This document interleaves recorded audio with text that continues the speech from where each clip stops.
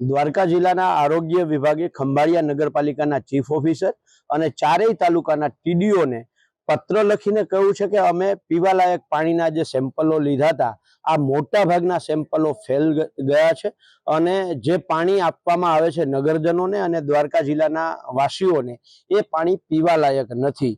ત્યારે સવાલ એ થાય છે કે આ ભાજપ સરકાર રોડમાં ભ્રષ્ટાચાર કરે, બિલ્ડિંગમાં ભ્રષ્ટાચાર કરે, પાણીનો ટાંકો ઉદ્ઘાટન થાય એની પહેલા પડી જાય, પણ હવે તો પીવાનું પાણી છે એને નથી મૂક્યું, ક્લોરીનમાં પણ ભ્રષ્ટાચાર કરે છે।